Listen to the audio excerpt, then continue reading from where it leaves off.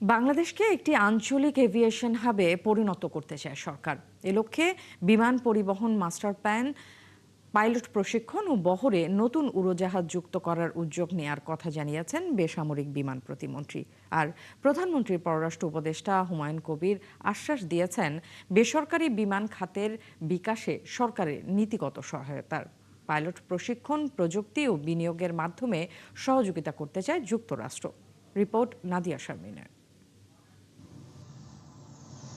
বহরে বোয়িং উড়োজাহাজ যুক্ত করা নিয়ে রাজধানীর বনানীর একটি হোটেলে এই অনুষ্ঠানের আয়োজন করে ইউএস বাংলা এয়ারলাইন্স। এতে অংশ নিয়ে ঢাকায় নিযুক্ত মার্কিন রাষ্ট্রদূত বলেন, পাইলট প্রশিক্ষণ, প্রযুক্তি ও বিনিয়োগের মাধ্যমে এদেশের বিমান খাতের উন্নয়নে দীর্ঘমেয়াদী অংশীদার হতে চায় যুক্তরাষ্ট্র। একসাথে তারা এমন সুযোগ তৈরি করে যা উভয় দেশের জন্য দীর্ঘমেয়াদী সুবিধা নিয়ে আসে। বাংলাদেশ তার অসাধারণ অর্থনৈতিক যাত্রা অব্যাহত রাখার সাথে সাথে যুক্তরাষ্ট্র বাণিজ্য, বিনিয়োগ, উদ্ভাবন, শিক্ষা, বেসামরিক বিমান চলাচল এবং জনগণের মধ্যে সম্পর্কের ক্ষেত্রে একটি বিশ্বস্ত অংশীদার হিসাবে প্রতিশ্রুতিবদ্ধ। অনুষ্ঠানের প্রধানমন্ত্রীর পররাষ্ট্র উপদেষ্টা জানান, ঢাকায় শাহজালাল আন্তর্জাতিক বিমানবন্দর দিয়ে এখন বছরে প্রায় 1,24,00,000 যাত্রী যাতায়াত করেন। তৃতীয় টার্মিনালটি চালু হলে এশিয়া, প্রশান্ত মহাসাগরীয় অঞ্চল, মধ্যপ্রাচ্য এবং অন্যান্য আন্তর্জাতিক গন্তব্যের সঙ্গে সংযোগ ও যাত্রী ধারণ ক্ষমতা বাড়বে বলে তার আশা। মাননীয় প্রধানমন্ত্রী তারেক রহমানের নেতৃত্বে সরকার বেসরকারি ব্যবসায়, যার মধ্যে বিমান খাত অন্তর্ভুক্ত, সহায়তা করতে এবং বাংলাদেশের অর্থনৈতিক নীতিকে বেসরকারি খাত চালিত করতে চায়, যাতে এটি আমাদের জনগণের কর্মসংস্থানের চাহিদা পূরণ করতে পারে। সেই সাথে বাংলাদেশকে একটি শীর্ষস্থানীয় বিমান পরিবহন কেন্দ্রে পরিণত করার সরকারের লক্ষ্য বাস্তবায়িত হয়। বেসামরিক বিমান পরিবহন ও পর্যটন প্রতিমন্ত্রী বলেন, শাহজালাল বিমানবন্দরে তৃতীয় টার্মিনাল চালু হলে বছরে প্রায় 2,40,00,000 যাত্রী সেবা দেওয়ার সক্ষমতা তৈরি হবে। সরকার বাংলাদেশকে একটি আঞ্চলিক বিমান পরিবহন কেন্দ্র হিসেবে গড়ে তুলতে কাজ করছে, যেখানে আমরা একসাথে কাজ করছি। আমরা একটি বিমান পরিবহন মাস্টার প্ল্যান তৈরি করছি এবং বগুড়ায় একটি পাইলট প্রশিক্ষণ একাডেমি স্থাপন করছি, যা আমাদের শিল্পের ভবিষ্যৎ সহায়তার জন্য। ইউএস বাংলা এয়ারলাইন্স কর্তৃপক্ষ জানায়, তাদের বহরে নতুন 21টি বোয়িং উড়োজাহাজ যুক্ত করার পরিকল্পনা রয়েছে। নাদিয়া শারমিন, 71, ঢাকা। স্থানীয় সরকার নির্বাচন সামনে রেখে ইসির নিরপেক্ষতা নিয়ে প্রশ্ন তুলেছে জামায়াতে ইসলামী। নির্বাচন কমিশনের অতিরিক্ত সচিব শামসুল আলমের নিয়োগ বাতিল, এমপিওভুক্ত শিক্ষকদের নির্বাচনে অংশগ্রহণের সুযোগ এবং কার্যক্রম নিষিদ্ধ আওয়ামী লীগের পদধারীদের নির্বাচনে অযোগ্য ঘোষণা সহ একাধিক দাবি জানিয়েছে দলটি। সাতক্ষীরা 4 আসনের সংসদ সদস্যের বিষয়েও নিজেদের অবস্থান স্পষ্ট করেছে জামায়াত। বিস্তারিত ফারজানা আক্তারের প্রতিবেদনে। বুধবার সকালে নির্বাচন কমিশন ভবনে আসেন জামায়াতের 6 সদস্যের প্রতিনিধি দল। প্রায় 2 ঘন্টা বৈঠক করেন প্রধান নির্বাচন কমিশনার সহ পুরো কমিশনের সাথে। বৈঠক শেষে গণমাধ্যমে কথা বলেন জামায়াতের সেক্রেটারি জেনারেল মিয়া গোলাম পরোয়ার। তিনি বলেন, নির্বাচন কমিশনের অতিরিক্ত সচিব হিসেবে শামসুল আলমের নিয়োগ রাজনৈতিক বিবেচনায় হয়েছে। এই নিয়োগ স্থানীয় সরকার নির্বাচনের নিরপেক্ষতা ও গ্রহণযোগ্যতা নিয়ে প্রশ্ন তৈরি করবে। ইলেকশন কমিশন একটা কনস্টিটিউশনাল বডি। এখানে কোনো পলিটিক্যাল ব্যক্তির নিয়োগ যে কোনো নির্বাচনকে নিরপেক্ষ করার ব্যাপারে অন্তরা এবং বাধা। এবং জনাব শামসুল আলম সাহেব বিএনপির স্থায়ী কমিটির সদস্য, সিনিয়র নেতা, আমাদের রাজনৈতিক সহকর্মী এবং সিনিয়র নেতা জনাব নজরুল ইসলাম খানের নেতৃত্বে গঠিত বিএনপির নির্বাচনী আসন পুনর্বিন্যাস একটা কমিটি আছে। সেই কমিটির সদস্য হিসেবে তিনি দায়িত্ব পালন করেছেন। এবং আজকের আলোচনায় যখন আমরা এই অভিযোগটা করেছি, বাইদি ভাই কথার মাধ্যমে আমরা এটা জেনেছি যে সেই কমিটির দায়িত্ব পালনের প্রয়োজনেই তিনি এই ইলেকশন কমিশন অফিসেও একবার এসেছেন। এমপিওভুক্ত শিক্ষকদের স্থানীয় সরকার নির্বাচনে অংশগ্রহণে বাধা দেওয়ার সিদ্ধান্তের তীব্র বিরোধিতাও করে জামায়াত। এমপিওভুক্ত শিক্ষক যারা, সেই শিক্ষকরা নির্বাচনে অযোগ্য হবেন, এভাবে তারা একটা রিকমেন্ডেশন এখানে তৈরি করেছেন। আমরা এটারও তীব্র আপত্তি জানিয়েছি। একই সঙ্গে নিষিদ্ধ ঘোষিত আওয়ামী লীগের বিভিন্ন পর্যায়ের পদধারীদের স্থানীয় সরকার নির্বাচনে অংশগ্রহণ ঠেকাতে প্রয়োজনীয় ব্যবস্থা নেওয়ার আহ্বান জানানো হয়। তো যে দলের রাজনীতি করাটা সন্ত্রাস বিরোধী আইন দ্বারা সরকারের নির্বাহী আদেশে নিষিদ্ধ করা হয়েছে, তাদেরকে নির্বাচনে অযোগ্য করতে হবে। সাতক্ষীরা 4 আসনের এমপির বিষয়ে তিনি জানান, গাজী নজরুলকে বহিষ্কারের পর তাকে নিয়ে কিছু বলার নেই দলটির। যেহেতু তিনি দল থেকে বহিষ্কৃত, তাই বহিষ্কৃত অর্থ হলো তিনি আমাদের দলে নাই। যশোরের এমপির বাড়িতে আক্রমণে সরকারি দলের উপর অভিযোগ ও তীব্র নিন্দা জানিয়েছে জামায়াত। একজন মাননীয় সংসদ সদস্যের বাড়িতে হামলা করা, ওই মেয়েটার গায়ে হাত তুলেছে, মাননীয় সংসদ সদস্যের স্ত্রীর গায়ে হাত তুলেছে। That is very unfortunate. Farzana Akter, 71, Dhaka. জুলাই, কারো ঐতিহাসিক অর্জন, আবার কারো কাছে সারা জীবনে না ফেরার অপেক্ষা। 2 বছর পরও স্বজনের সন্ধানে কেউ কেউ এখনও ঘুরছেন এক কবরস্থান থেকে আরেক কবরস্থানে। এখন পর্যন্ত গণকবরের ডিএনএ পরীক্ষায় মিলেছে 8 জনের পরিচয়, কিন্তু বাকিদের শেষ হয়নি স্বজন খোঁজার সেই দীর্ঘ প্রতীক্ষা। মাইনুল মারুফের বিশেষ প্রতিবেদন।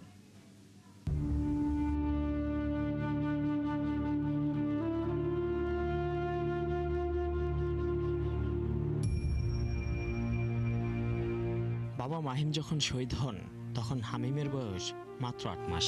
বাবাকে চিনে ওঠার আগেই হারিয়েছে সে। বাবা বলে ডাকার সুযোগও হয়নি, অথচ আজ বাবা ডাকতে শিখেছে যখন, তখন তার বাবার ঠিকানা একটি গণকবর। ছোট্ট 2টি হাত তাই বারবার ছুঁয়ে দেখে সেই কবর। জুলাই অভ্যুত্থানের 1.5 বছর পর ডিএনএ পরীক্ষায় একে একে মিলতে শুরু করে অজ্ঞাত অনেকের পরিচয়। প্রথম ধাপে শনাক্ত হন 8 জন শহীদ, তাদেরই একজন মাহিম। মোহাম্মদপুরে শহীদ হওয়ার পর হাসপাতাল, মর্গ, থানা, কোথাও তার সন্ধান পায়নি পরিবার। অবশেষে ডিএনএ পরীক্ষায় নিশ্চিত হয় রায়ের বাজারের গণকবরেই অজ্ঞাত পরিচয়ে দাফন করা হয় তাকে। বাবা থাকতে যেরকম থাকে, বাবার পরে কি এরকম বাবার আবদারটা কি কেউ মিটাইতে পারে? শুধু বাবা ছাড়া কেউ মিটাইতে পারে না। সবাই আদর দিতে পারে, কিন্তু বাবার মতো আদর ভালোবাসা কেউ দিতে পারে না। শুধু হামিম নয়, এই গণকবরের প্রতিটি নামহীন কবরের সঙ্গে জড়িয়ে আছে একটি করে পরিবারের দীর্ঘ প্রতীক্ষা।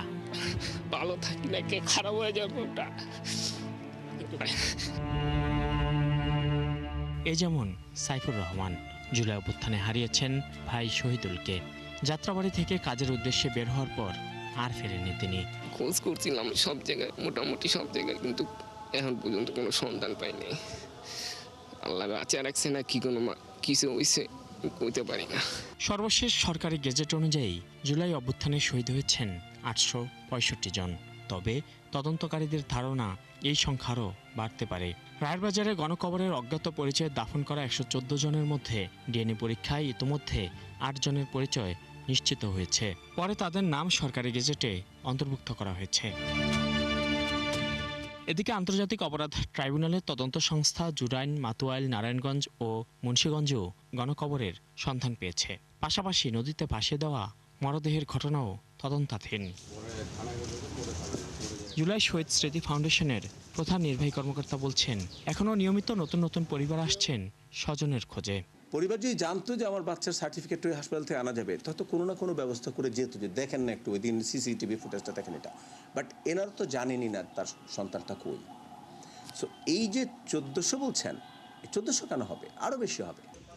তিনি জানান, স্বজনদের ডিএনএ নমুনা সংগ্রহ করে বিভিন্ন গণকবর ও সমাধিস্থল থেকে নেওয়া নমুনার সঙ্গে মিলিয়ে দেখা হচ্ছে। সকল media, mass media, electronic print media, সেখানে আপনার একটা সার্কুলার দেয়াই যেতে পারে যে আমাদের অনেকগুলো লাশের ডিএনএ সম্পন্ন করা হয়েছে যাদের আত্মীয় পরিজনের খবর আমরা জানি না। আপনি যদি সেই সময়কালীন যদি আপনার প্রিয়জনকে হারিয়ে থাকেন, আপনি আসুন, আপনার ডিএনএর স্যাম্পল দিয়ে যান, আপনার প্রিয়জনের কবরটা অন্তত আপনি বুঝে নেন। আর সম্প্রতি গণকবর পরিদর্শনে এসে আন্তর্জাতিক অপরাধ ট্রাইব্যুনালের চিফ প্রসিকিউটর বলেছেন, এখনো অনেক শহীদকে শনাক্ত করা সম্ভব হয়নি। কিছু কিছু রিপোর্ট আমরা পেয়েছি, আরও আমাদের তদন্ত অব্যাহত আছে এবং যেভাবে তাদেরকে শনাক্ত করা সম্ভব হয় সেভাবে আমরা কাজ করে যাচ্ছি। যাদের কবর মিলেছে তারা অন্তত বলতে পারেন, এখানেই ঘুমিয়ে আছেন আমার মানুষটি। কিন্তু যাদের স্বজন এখনো নিখোঁজ, তাদের অপেক্ষা শেষ হয়নি। জুলাই কারো কাছে অর্জনের ইতিহাস, কারো কাছে চিরস্থায়ী ক্ষত। কেউ স্বজনকে খুঁজে পেয়েছেন এই গণকবরে, কেউ এখনও খুঁজে ফিরছেন। তবে তাদের মাঝে একটাই মিল, স্বজন হারানোর চিরস্থায়ী বেদনা। মাইনুল মারুফ, ৭১, ঢাকা। হবিগঞ্জ সদরে এনসিপি এবং পৌর বিএনপি ও জেলা ছাত্র দলের পাল্টাপাল্টি কর্মসূচিকে ঘিরে চলছে ১৪৪ ধারা। শহরে পুলিশের পাশাপাশি ৩ প্লাটুন বিজিবি মোতায়েন করা হয়েছে। এদিকে ১৪৪ ধারার মধ্যেই হবিগঞ্জ যাওয়ার পথে শ্রীমঙ্গলে পুলিশি বাধায় পড়েন এনসিপি নেতারা। বিকাল 4:30টার দিকে শ্রীমঙ্গলের চা কন্যা এলাকায় এনসিপির গাড়িবহর আটকে দেয় পুলিশ। প্রায় আধা ঘন্টা পর বিকেল 5টার দিকে হবিগঞ্জের উদ্দেশ্যে যাত্রা করেন তারা। তবে পথে রশিদপুরে আবারও তাদের আটকে দেওয়া হয়। অবশেষে খবর পাওয়া পর্যন্ত তারা হবিগঞ্জের পথে রয়েছেন। গাড়িবহরে ছিলেন এনসিপির আহ্বায়ক নাহিদ ইসলাম, মুখ্য সমন্বয়ক নাসিরউদ্দিন পাটোয়ারি ও উত্তরাঞ্চলের মুখ্য সংগঠক সার্জিস আলম সহ নেতারা। এর আগে পূর্ব ঘোষিত পাল্টাপাল্টি কর্মসূচি এড়াতে ১৪৪ ধারা জারি করে প্রশাসন। আদেশ অনুযায়ী পরবর্তী নির্দেশ না দেওয়া পর্যন্ত হবিগঞ্জ পৌর এলাকায় ৫ জনের বেশি মানুষ সমবেত হওয়া যাবে না।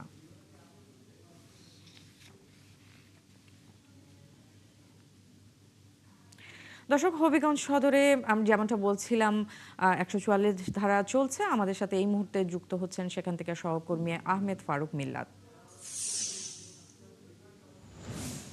মিল্লাত, একটু জানতে চাই এই মুহূর্তে সেখানকার পরিস্থিতি কেমন দেখছেন এবং এখন আসলে এনসিপি নেতারা কোথায় অবস্থান করছেন, তাদের কারোর সাথে কথা বলার সুযোগ হয়েছিল কিনা আপনার?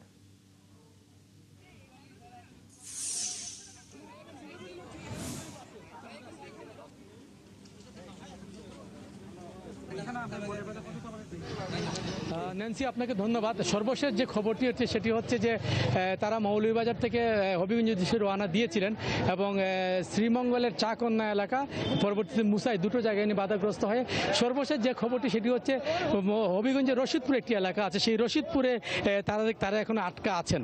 তারা রশিদপুরে আটকা আছেন। রশিদপুর থেকে ঘন্টাখানেকের পথ হয়তো হবিগঞ্জে, কিন্তু তারা আসবে, এসে পৌঁছবেন কিনা এখনো ঠিক বলা যাচ্ছে না, যেহেতু পুলিশ যারা আছে, পুলিশ ইতিমধ্যে প্রায় কয়েকশো পুলিশ, 3 প্লাটুন বিজিবি আছে, তারা নিরাপত্তার সাথে তাদেরকে হবিগঞ্জে না আসার জন্য বলা হচ্ছে এবং তারা বারবারই, সার্জিস আলম, নাহিদ ইসলাম, হাসনাত আবদুল্লাহ, তারা বারবারই তারা বলছেন যে তারা হবিগঞ্জে আসবেন। এবং হবিগঞ্জে যেটি খবর হচ্ছে যে নেতৃবৃন্দ যেটা বলেছেন যে হবিগঞ্জের সার্কিট হাউসে তারা যদি আসেন তাহলে সার্কিট হাউসে একটি সংবাদ সম্মেলন করার কথা এবং সংবাদ সম্মেলন শেষে তারা একটি বিক্ষোভ মিছিল করবেন, এমনটাই নেতৃবৃন্দ থেকে জানা গেছে। তবে যেহেতু তারা এখন পর্যন্ত রশিদপুরে আটকে আছেন, সর্বশেষ যে খবর, ফলে তারা আসবেন কি আসবেন না এখন পর্যন্ত নিশ্চিত করা যাচ্ছে না।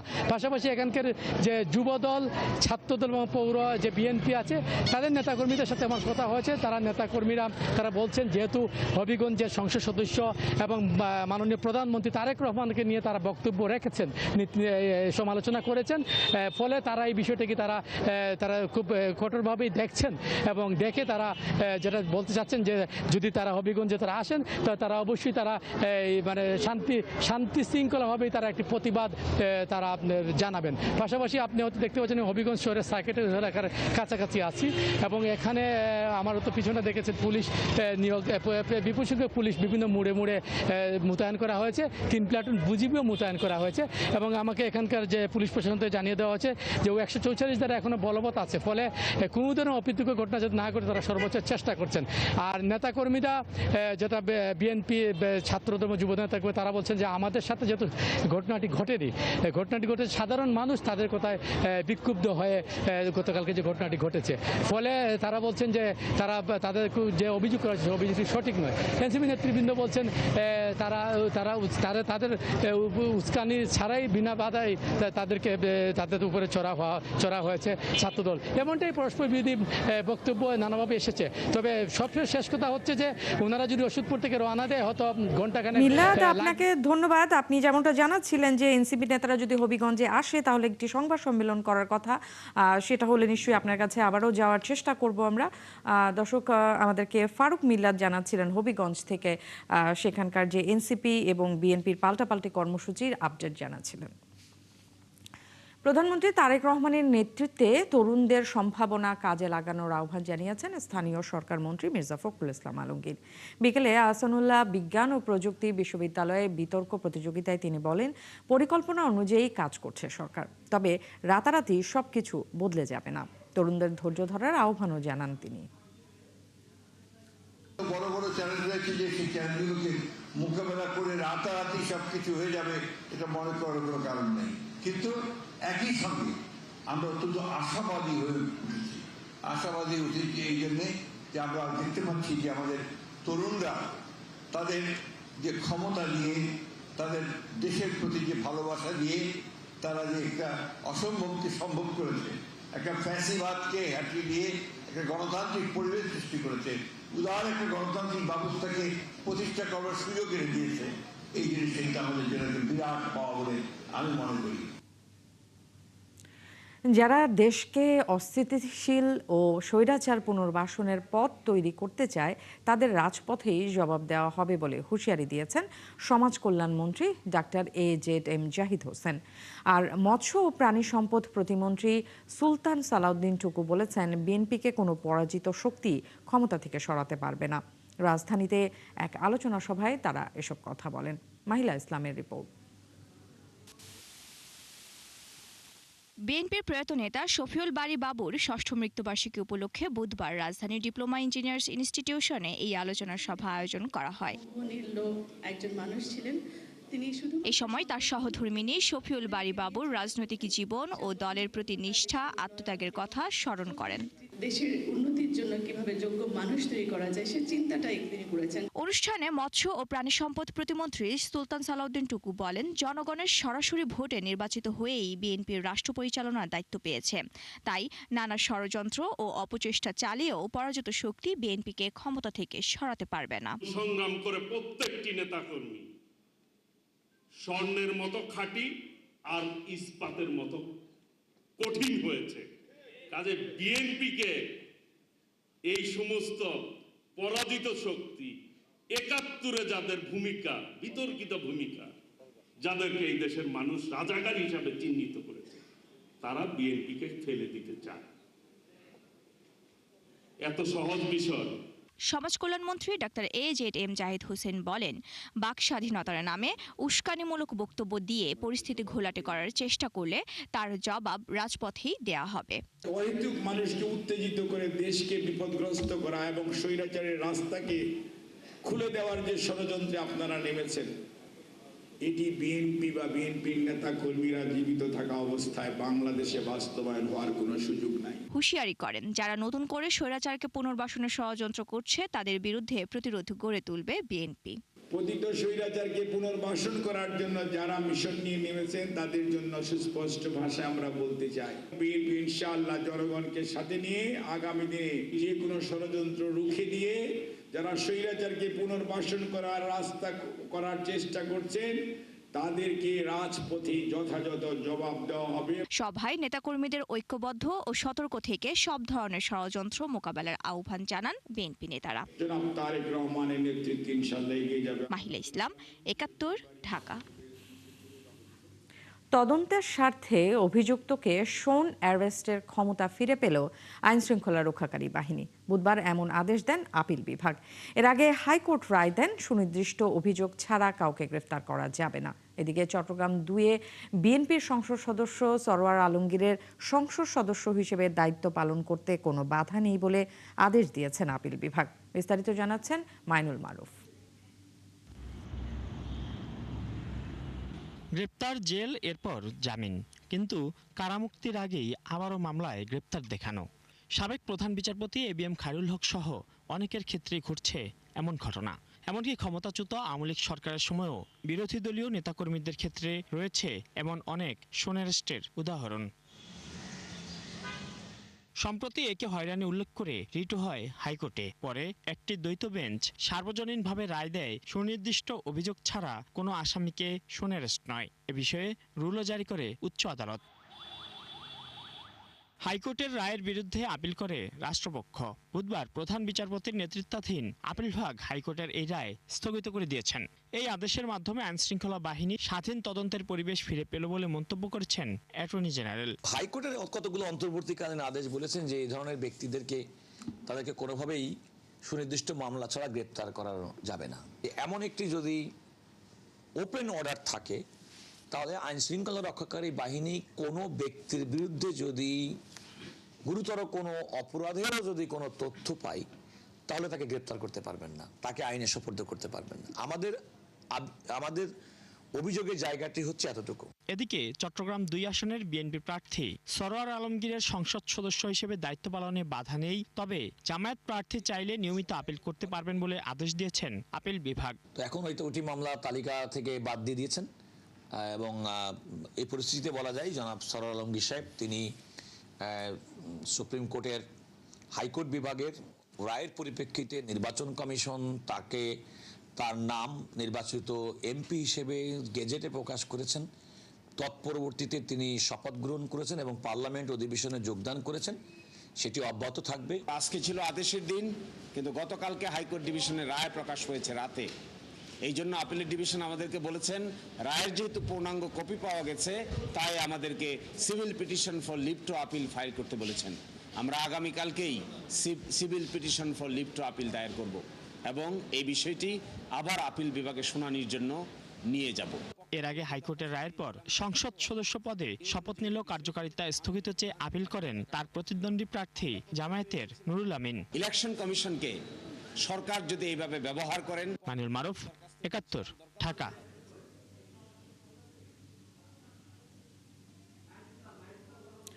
প্রাথমিক শিক্ষায় একটি সমন্বিত কারিকুলাম প্রণয়নের কাজ চলছে বলে জানালেন প্রাথমিক ও গণশিক্ষা প্রতিমন্ত্রী ববি হাজ্জাজ। তিনি জানান, পাঠ্য বই কেন্দ্রিক শিক্ষার পাশাপাশি শিক্ষার্থীদের নৈতিক মূল্যবোধ গড়ে তোলায় গুরুত্ব দিচ্ছে সরকার। আজ রাজধানীতে প্রাথমিক শিক্ষার কারিকুলাম উন্নয়ন বিষয়ক সেমিনারে প্রতিমন্ত্রী এসব কথা বলেন। তিনি জানান, খুব শিগগিরই শিক্ষকদের জন্য একটি নীতিমালা প্রণয়ন করা হবে। এতে শিক্ষক প্রশিক্ষণ, পেশাগত দক্ষতার উন্নয়ন এবং বেতন কাঠামোকে একটি সুনির্দিষ্ট কাঠামোর আওতায় আনার পরিকল্পনা রয়েছে। শিক্ষার মান নিশ্চিত করতে মনিটরিং ব্যবস্থায় এখনও দুর্বলতা রয়েছে উল্লেখ করে প্রতিমন্ত্রী বলেন, এনসিটিভির গাইডলাইন অনেক শিক্ষকের কাছে জটিল মনে হয়, তাই এগুলো আরও সহজ, ব্যবহার বান্ধব ও বাস্তবমুখী করতে প্রয়োজনীয় নির্দেশনা দেওয়া হয়েছে।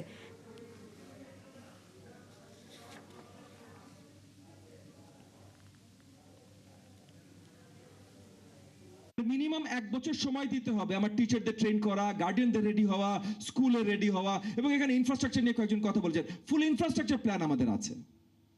Kindergarten and 1-2 will be completely play-based education. R play-based education হতে হলে ক্লাসরুম পুরো চেঞ্জ হয়ে যেতে হবে। বেসিক রেশনাল ডিজাইনের একটা ঘাটতি আমাদের কারিকুলামে ছিল। যারা বলেছেন গত দিনগুলোতে ভালো পলিসি ছাড়া খারাপ পলিসি হয় নাই, তারা ভালো করে পলিসি দেখেন নাই।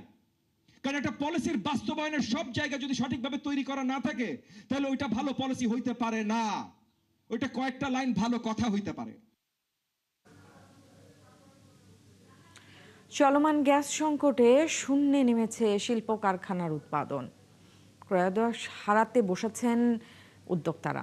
ফলে কেবল তৈরি পোশাক খাতেই লোকসান ছাড়াতে পারে $1.5 বিলিয়ন, এমন আশঙ্কা ব্যবসায়ীদের। শুধু তাই নয়, ব্যাংক ঋণের ফাঁদে পড়তে পারে কয়েকশো কারখানা, যাকে পুরো অর্থনীতির জন্য অশনি সংকেত হিসেবে দেখছেন বিশ্লেষকরা।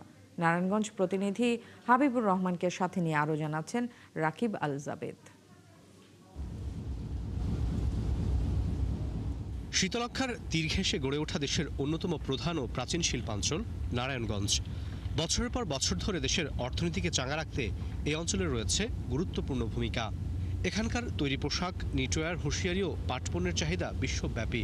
তবে সপ্তাহখানেক ধরে চলা তীব্র গ্যাস সংকটে মুখ থুবড়ে পড়েছে কয়েকশো প্রতিষ্ঠান। এমনই এক প্রতিষ্ঠান নারায়ণগঞ্জের ২৫০০-এর মিথিলা টেক্সটাইল, যাতে কাজ করেন ২ শতাধিক শ্রমিক। অন্য সময় কর্মীদের দম ফেলার সুযোগ না থাকলেও এখন উৎপাদন নেমেছে অর্ধেকে, জানিয়ে চিন্তিত কারখানার শ্রমিক কর্তা ব্যক্তিরা। গ্যাস পাই না, বয়লার বন্ধ থাকে, প্রোডাকশন কম হচ্ছে, আমাদের লস টাইম বেশি করা যাচ্ছে। প্রোডাকশন আমাদের দেখা যাচ্ছে যে আগে যে ফুললি 100% আমরা যে এফিসিয়েন্সিতে যে কাজটা করতাম, সেক্ষেত্রে যে প্রোডাকশনটা আসতো সেই রকম এখন প্রোডাকশন আমাদের নাই। ডে নাইট রেশনিং করে প্রোডাকশন চালানো হচ্ছে, মানে খুব বাজে অবস্থা। বিকেএমইএর হিসাবে গ্যাস সংকটের ফলে সব মিলিয়ে $1.5 বিলিয়ন আর্থিক ক্ষতির মুখে পড়তে পারে কারখানাগুলো। অভিযোগ করেন বিতরণকারী সংস্থা তিতাসের অসহযোগিতারও। ফলে চলতি মাসের বেতন দিতে অধিকাংশ কারখানাই হিমশিম খাবে বলে মত এই ব্যবসায়ী নেতার। এই মাসের বিশাল একটা রপ্তানি কিন্তু গ্যাপ হয়ে যাচ্ছে আমাদের, ফলে মাস শেষে বেতন দেওয়াটা আমাদের জন্য অত্যন্ত ডিফিকাল্ট হবে। যে উৎপাদন আমাদের ব্যাহত হচ্ছে, তাতে অন্তত মিনিমাম $1.5 বিলিয়ন মতো রপ্তানি ব্যাহত হবে। তিতাস গ্যাস কর্তৃপক্ষ একটা বিমাতা সুলভ আচরণ করেছে। তিতাস তো আমাকে গ্যাস দিতে ব্যর্থ। আমাদের যে ইউটিলিটি কানেকশনগুলো দরকার, অনেক ফ্যাক্টরি এখন রেডি হয়ে আছে কিন্তু চালু করতে পারছে না, গ্যাস কানেকশন পাচ্ছে না। কস্ট অফ ডুইং বিজনেস বেড়ে গেছে, বাড়ছে। আমাদেরকে প্রচুর আন্ডারহ্যান্ড মিসলেনিয়াস এক্সপেন্সেস খরচ করতে হয়, এটা কিন্তু বিজনেসের কস্ট বাড়িয়ে দেয়। চলমান সংকটের সমাধানে সরকারের পক্ষ থেকে সর্বোচ্চ চেষ্টা করা হলেও সপ্তাহ দুয়েক লাগতে পারে বলে আশঙ্কা খোদ প্রতিমন্ত্রীর। দিন তারিখ সুনির্দিষ্টভাবে আমরা বলছি না, কারণ এর আগেও তারা যে দিন তারিখ দিয়েছে বিভিন্ন কারণে তারা মিট করতে পারে। Technical problem, you understand. আগামী সপ্তাহে যদি তারা যেটা এক্সপেক্টেড, আগামী সপ্তাহে যদি 50% তারা সাপ্লাই রিস্টোর করতে পারে, তারপরের সপ্তাহে ইনশাল্লাহ 100% তারা রিস্টোর করতে পারবে। বিষয়টিকে কেবল শিল্প বা রপ্তানি খাত নয়, পুরো দেশের জ্বালানি নিরাপত্তার জন্য হুমকি হিসেবে দেখছেন বিশ্লেষকরা। তাই দ্রুতই বিকল্প সমাধান খোঁজার পরামর্শ দিয়েছেন এই অর্থনীতিবিদ। সবচেয়ে বড় যেটা আশঙ্কার বিষয় সেটা হলো যে আমরা ইংল্যান্ড থেকে এক্সপার্ট নিয়ে আসছি, কিন্তু তারা কাজ করছে, কিন্তু তারপরে দেখা যায় 2 সপ্তাহ লাগছে। এখন 2 সপ্তাহ হচ্ছে এখনকার এস্টিমেটেড টাইম। যদি 2 সপ্তাহের মধ্যে ঠিক করতে না পারে তখন কি অবস্থাটা কি হবে? তখন তো ভয়াবহ বিপর্যয় হবে। এখন পুরো দেশে যে একটা জ্বালানি বিপর্যয় ঘটছে, তো সেইটাই কিন্তু আমরা দেখতে পাচ্ছি, এবং এটার কারণে পুরো অর্থনীতিতে কিন্তু বড় রকম একটা চাপ তৈরি হতে পারে। দেশের জ্বালানি নিরাপত্তা নিশ্চিতে বিকল্প ব্যবস্থার দাবি জানিয়েছেন ব্যবসায়ী নেতারা। রাকিব আল জাবেদ, ৭১, ঢাকা। দেশব্যাপী গ্যাস সংকট এখনও পুরোপুরি কাটেনি। সাভার, ধামরাই সহ বিভিন্ন এলাকায় ফিলিং স্টেশনগুলোতে যানবাহনের দীর্ঘ সারি রয়েছে। বাসাবাড়িতেও গ্যাসের চাপ কম। সরকারের দেয়া তথ্য অনুযায়ী আগামী সপ্তাহে এলএনজি টার্মিনালের ত্রুটি মেরামত শেষ হতে পারে।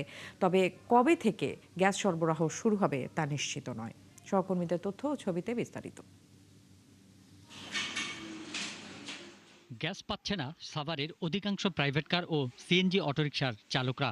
গত 2 সপ্তাহে বন্ধ হয়ে গেছে এলাকার বেশ কয়েকটি সিএনজি স্টেশন। দুশ্চিন্তা কাটছে না আবাসিক এবং শিল্প গ্রাহকদেরও।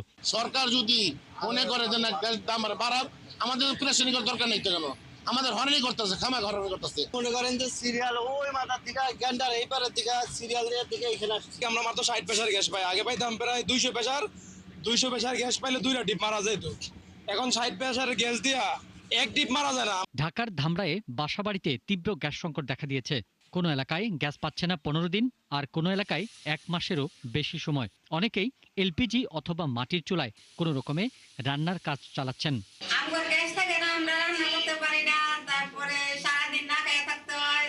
সমস্যার জন্য আমাদের বাচ্চা কাচ্চা স্কুলে নিয়মিত যাইতে পারে না, খাওয়া দাওয়ার সমস্যা।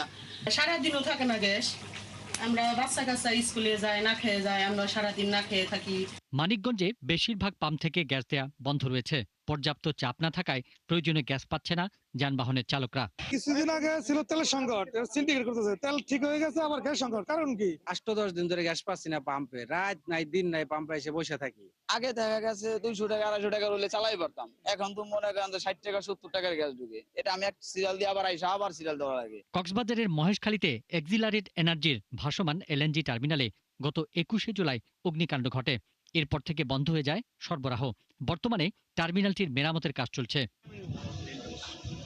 পিন্টু হাজং, ৭১। রাজধানীর মোহাম্মদপুর আদাবর এলাকার ত্রাস মনোয়ার হোসেন জীবন ওরফে লেদু হাসানকে গ্রেফতার করেছে র্যাব। হত্যা, চাঁদাবাজি, মাদক ব্যবসা, কিশোর গ্যাং নিয়ন্ত্রণ এবং বিএনপি নেতা বাদশাহ হত্যা সহ বিভিন্ন অপরাধে তার জড়িত থাকার অভিযোগ রয়েছে। র্যাব জানায়, রাজধানীর বিভিন্ন থানায় মোট 32টি মামলা রয়েছে পুলিশের তালিকাভুক্ত এই সন্ত্রাসীর বিরুদ্ধে। বিস্তারিত ইমতিয়াজ সনির প্রতিবেদনে।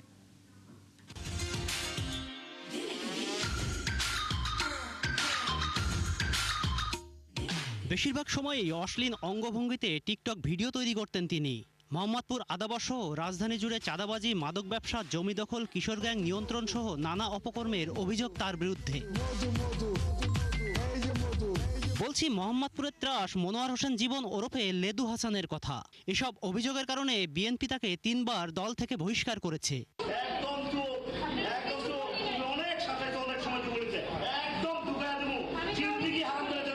সর্বশেষ আদাবরের বিএনপি নেতা আবুল বাশার বাদশা হত্যা মামলায় জড়িত থাকার অভিযোগে লেদু হাসানকে গ্রেপ্তার করেছে র্যাব। মঙ্গলবার রাতে মোহাম্মদিয়া হাউজিং সোসাইটি এলাকায় বিশেষ অভিযান চালিয়ে তাকে গ্রেপ্তার করে র্যাব 2-এর একটি দল। র্যাবের নিজস্ব গোয়েন্দা তথ্যের ভিত্তিতে র্যাব 2 জানতে পারে যে নবোদয় হাউজিং ইউনিট বিএনপি সাধারণ সম্পাদক আবুল বাশার বাদশা হত্যাকাণ্ডে অভিযুক্ত মনোর হোসেন লেদু ওরফে লেদু হাসান রাজধানীর মোহাম্মদপুর হাউজিং সোসাইটি এলাকায় অবস্থান করছে।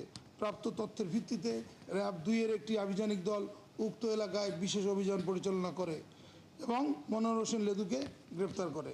র্যাব জানায় লেদু হাসানের বিরুদ্ধে হত্যা, অস্ত্র, মাদকসহ বিভিন্ন অপরাধে রাজধানীর বিভিন্ন থানায় মোট 32টি মামলা রয়েছে। মোহাম্মদপুরের নবোদয় হাউজিং ইউনিট বিএনপি সাধারণ সম্পাদক আবুল বাশার বাদশা হত্যা মামলার অন্যতম আসামি তিনি। 164 ধারার জবানবন্দিতে জানা যায় লেদু হাসানই বাদশাকে হত্যার জন্য মূল হত্যাকারী পারভেজকে অস্ত্র সরবরাহ করেছিল। অস্ত্র, চাঁদাবাজি ও মাদকসহ 32টি মামলা রয়েছে। ইতিপূর্বে 2010 সালে ঘটে যাওয়া আলোচিত ওয়াহিদুজ্জামান হত্যা মামলায় এজাহারভুক্ত আসামি হিসেবে তিনি গ্রেপ্তার হন। মোহাম্মদপুর এলাকার অপরাধ নিয়ন্ত্রণে লেদু হাসানের মতো পলাতক অন্যান্য সন্ত্রাসীদের ধরতে র্যাবের অভিযান চলছে বলে জানিয়েছেন এই কর্মকর্তা। আমরা আমাদের মতো কাজ করে যাচ্ছি। ইমতিয়াজ সনি, 71, ঢাকা। চট্টগ্রামের শীর্ষ সন্ত্রাসী ডেভিড ইমনকে 3 সহযোগী সহ গ্রেফতার করেছে পুলিশ। মঙ্গলবার রাত 3টায় শহরতলির ঝুমঝুমপুর এলাকা থেকে তাকে আটক করা হয়। যশোরের পুলিশ সুপার রফিকুল ইসলাম জানান, গোয়েন্দা তথ্যের ভিত্তিতে যশোর ও চট্টগ্রাম পুলিশের একটি দল ঝুমঝুমপুর এলাকায় অভিযান চালায়। পরে তাদের আটক করে হস্তান্তর করা হয় গোয়েন্দা পুলিশের কাছে। এরই মধ্যে তাদের নিয়ে পুলিশ ঢাকার উদ্দেশ্যে রওনা হয়েছে। এর আগে চট্টগ্রামে বিদেশি পিস্তল ও 4 রাউন্ড গুলি সহ ইমনের 2 সহযোগীকে গ্রেফতার করে পুলিশ। এরা হলেন আসিফ ও আরিফ। তারা পুলিশকে জানিয়েছে ডেভিডের নেতৃত্বে তারা দীর্ঘদিন চট্টগ্রামের বিভিন্ন এলাকায় চাঁদাবাজি ও সন্ত্রাসের সাথে জড়িত ছিল। তাকে গতকাল রাত 3টার পরে আমাদের যশোর কোতোয়ালি থানার ঝুমঝুমপুর নামক একটি জায়গা থেকে আমাদের ডিবি পুলিশের 4টি চৌকস দল এবং থানা পুলিশের সমন্বয়ে আমরা চেকপোস্ট করে তাকে তার 3 সহযোগী সহ আমরা তাদেরকে গ্রেপ্তার করতে সক্ষম হই। দর্শক, এই বৈঠকের বিষয়ে আরো বিস্তারিত জানবো। আমাদের সহকর্মী সাইফুল রূপক অপেক্ষা করছেন আমাদের সাথে যোগ দেওয়ার জন্য। রূপক, একটু বৈঠকের বিষয়ে জানতে চাই যে অধিনায়কত্ব পরিবর্তনের বিষয়টি বেশ গুরুত্ব পাচ্ছে, কার নাম আসতে পারে বা কি জানতে পেরেছেন একটু বিস্তারিত আমাদেরকে জানাবেন।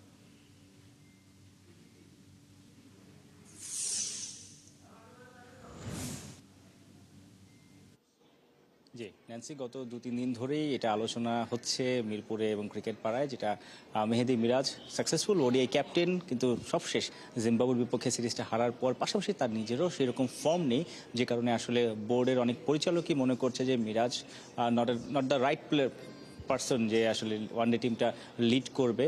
এবং অনেকেই আসলে শান্তর কথা বলছে, অনেকে লিটনের কথা বলছে, অনেকেই লিটনকে এগিয়ে রাখছে। তবে যতটুকু আমরা কানাঘুষা শুনছি বা বোর্ড মিটিংটা যেহেতু চলমান, সেখান থেকে অনেক তথ্য আসছে, যেখানে শোনা যাচ্ছে যে অলরেডি মিরাজকে নাকি আসলে সরিয়ে দেওয়ার একটা সিদ্ধান্ত হয়ে গেছে। যদিও অফিসিয়ালি এই রুমে এসে জানাবে, যেটা তারপরে আসলে আমরা অফিসিয়াল সিদ্ধান্ত হিসেবে গণ্য করতে পারবো। তবে যেটা শোনা যাচ্ছে যে মিরাজকে আসলে সবাই মিলে একটা সিদ্ধান্ত নিতে পারে বা নিয়েছে অলরেডি, যে মিরাজকে সরিয়ে দেওয়া হচ্ছে। এখন যেটা অনেকেই বলছে, এগিয়েছিল গত 2 দিন ধরে লিটন কুমার দাস টি-20 ক্যাপ্টেন, অর্থাৎ হোয়াইট বলের ক্যাপ্টেন, 2 ফরম্যাটের একজনই থাকবে, এরকম একটা আভাস পাওয়া গিয়েছিল। কিন্তু অনেকেই নাকি বোর্ড মিটিংয়ে আসলে বলছে নাজমুল শান্ত যেহেতু এই দলের ভাইস ক্যাপ্টেন্সি করছে, অর্থাৎ মিরাজের অবর্তমানে নাজমুল শান্ত যেহেতু দলের ভাইস ক্যাপ্টেন, তাহলে ভাইস ক্যাপ্টেনকে ক্যাপ্টেন না করে কেন অন্য ফরম্যাটের আরেক ক্যাপ্টেনকে ক্যাপ্টেন করা হবে, এরকম নাকি অনেকে আসলে ভেটো দিচ্ছে বা তাদের মতামতটা আসলে সেই বোর্ড মিটিংয়ে তুলেছে। সো এখন আসলে ফাইনাল সিদ্ধান্তটা হয়তো হয়ে গেছে বা চলমান আছে ডিবেটটা, কারণ বোর্ড মিটিংটা এখনও চলছে। আনটিল আসলে এই প্রেস কনফারেন্সে এসে না জানালে আমরা কনফার্ম সিদ্ধান্ত জানাতে পারবো না। তবে মিরাজের জায়গায় শান্ত, লিটন দুজনই আসলে সমানভাবে লড়াই চলছে, আসলে বলা যে ক্যাপ্টেন্সিটা কার কাছে যাচ্ছে। তবে বোর্ড সভাপতি তামিম ইকবাল, যতটুকু আমরা জানতে পেরেছি, তিনি হয়তো চাচ্ছেন যে যেহেতু নাজমুল শান্ত টেস্ট ফরম্যাটে ক্যাপ্টেন্সি করছেন আর টি-20 ফরম্যাটে ক্যাপ্টেন্সি করছেন লিটন কুমার দাস, তাই সাদা বলের 2 ফরম্যাটে একজন ক্যাপ্টেন হলে ক্যাপ্টেনের জন্য, টিম ম্যানেজমেন্টের জন্য পুরো বিষয়টা আসলে সাজানো সহজ হয়, কারণ ওয়ানডে এবং টি-20 প্লেয়াররা অনেকটাই সিমিলার, তাদের জন্য সুবিধা হয়। সো এছাড়া আরও বেশ কয়েকটা সিদ্ধান্ত হতে পারে, তবে পুরো আলোচনাটা এবং আকর্ষণের জায়গাটা আসলে যেহেতু আগামী বছর ওয়ানডের বিশ্বকাপ আছে, বড় বিশ্বকাপ আছে, তার আগে আসলে এই 18 মাস বা 16 মাস যে বাকি আছে বিশ্বকাপে, সেই সময়টাতে বাংলাদেশকে নেতৃত্ব কে দেবে সেটাই হয়তো কিছুক্ষণ পরে এই প্রেস কনফারেন্সে জানা যাবে। নিশ্চয়ই কিছুক্ষণ পরে আসলে সংবাদ সম্মেলনের মাধ্যমে আমরা সেটা নিশ্চয়ই দর্শকদেরকে জানানোর চেষ্টা করব।